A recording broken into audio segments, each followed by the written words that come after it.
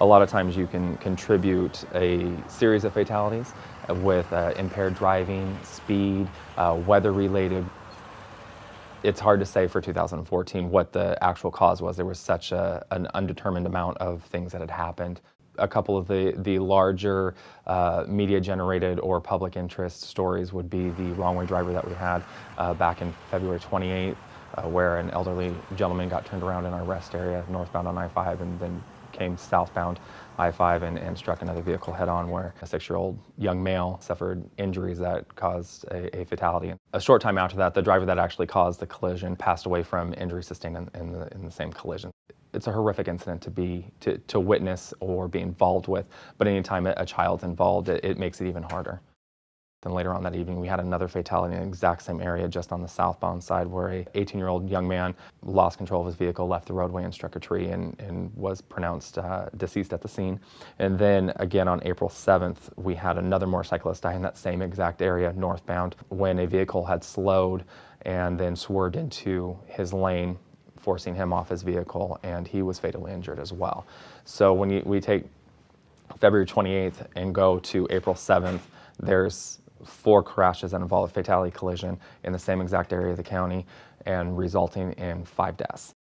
When we talk about big incidents that happened, I think the main focus was the area that these fatalities happened, because there was no rhyme or reason to the cause of these collisions, and they were all happening within the same region of our county. So it brings up a lot of emotions for a lot of people, because it's a loss for our family and for our community. And then also we have a situation now the public wants answers. Why is this happening, and what can we do to prevent it? We don't want any fatalities on our roadway.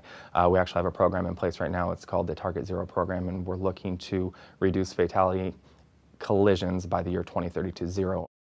Because of the fatalities that we had in the north end of Clark County, we readjusted those target areas and deployed our resources up that way. And since we've done that, we haven't had a fatality since.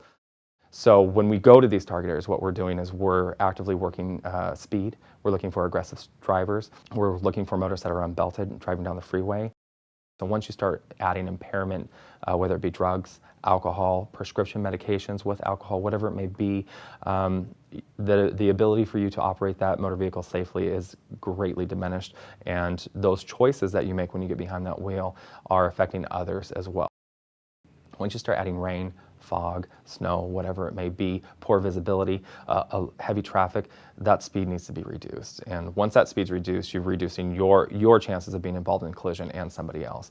Always leave some good following distance. Don't be following too close on folks.